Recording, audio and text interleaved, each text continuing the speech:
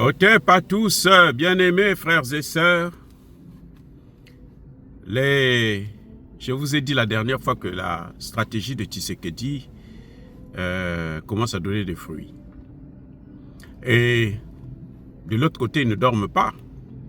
Les Nations Unies sont en train de chercher un moyen pour calmer le jeu, pour donner du temps au camp ennemi, c'est-à-dire aux Rwandais, Ougandais et Kenyans, de se réorganiser afin de repartir à l'assaut de la RDC. Parce qu'ils ont vu que Tshisekedi est maintenant inarrêtable et Tshisekedi a opté pour aller vers non seulement la Russie, mais aussi la Chine et la Turquie. Alors, l'OTAN est en train de perdre les pédales. Qu'est-ce qu'ils font? Ils vont prendre leurs bras armés, les Nations Unies, pour venir planter, si vous voulez, un rapport. Un rapport bidon. Je dis bidon parce que ce qu'ils disent, nous le savons depuis que le monde est monde. En tout cas, depuis que cette guerre a commencé, nous savons que cette guerre, c'est le Rwanda, c'est l'Ouganda, c'est le Kenya. C'est donc les Nilotiques qui veulent exterminer les Bantous. Donc, les Nations Unies sortent un rapport qui indexe maintenant l'Ouganda. Ils disent que, en fait, il n'y a pas que le Rwanda qui est en train de déstabiliser le Congo, mais il y a aussi l'Ouganda. Et pourquoi ils disent ça? Parce qu'ils savent que ce qui est en train de se passer, c'est quoi? C'est que Kagame, la dernière fois, a dit, mais attendez, vous m'accusez que c'est moi qui suis en train de déstabiliser le Congo, mais où vont les matières premières? Les matières premières ne viennent pas ici au Rwanda, ça passe par le Rwanda. Ça va ailleurs, ça va aux États-Unis, ça va en France, ça va par-ci, ça va par-là. Il a même accusé la Russie, il dit, oh, il y a aussi la Russie, mais la Russie, je ne sais pas si elle continue, hein, mais en tout cas, par le passé, ça allait aussi en Russie. Attendez. Vous voyez comment ils cherchent à mélanger, donc comme si on voulait dire que non, les Russes et les Américains, juste pour brouiller les pistes. Bref, quand ces vérités sont sorties, les Nations Unies disent que non, bon, écoutez, pour que nous on puisse s'écarter, pour que nous on puisse s'éloigner, qu'on laisse cette affaire-là entre eux, les Noirs là-bas, qu'ils s'entretuent, alors nous on va accuser l'autre complice. Ils vont donc sortir un rapport pour dire que non, le Rwanda est là.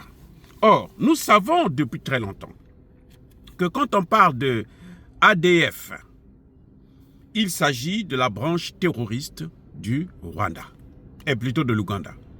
Et quand cette branche terroriste est en difficulté, l'Ouganda envoie ses militaires, les UPDF, pour venir soutenir les ADF. Et quand on parle de M23, il s'agit de la branche terroriste du Rwanda. Et lorsque ces M23 sont en difficulté, Paul Kagame envoie les RDF. Nous le savons. Nous le savons très bien. Ce n'est pas une nouveauté. Que les dirigeants africains, là, que les leaders, les médias africains, notamment congolais, arrêtez de vous endormir, arrêtez de croire qu'il y a un événement là, que c'est un rapport. Non, ce n'est pas un rapport. C'est rien du tout. C'est de la comédie. C'est de la manipulation. Ils sont en train de chercher à demander encore un autre cessez-le-feu à Tshisekedi pour leur donner le temps de se réorganiser parce que eux, ils ne lâcheront jamais. Tant qu'on ne va pas les neutraliser, ils ne lâcheront jamais.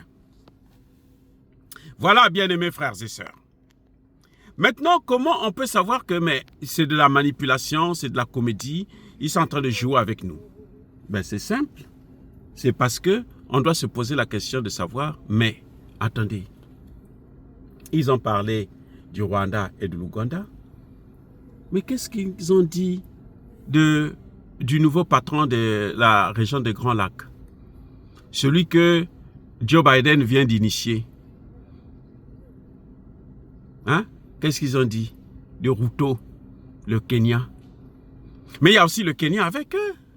Donc, ils changent ils changent, ils appellent le Kenya pour venir en jeu, et puis ils cachent donc, ils exposent le Rwanda et l'Ouganda. Comme ça, on voit le Rwanda, on voit l'Ouganda, mais qu'on se dise, oh, les gars du Kenya, là, ce sont nos frères.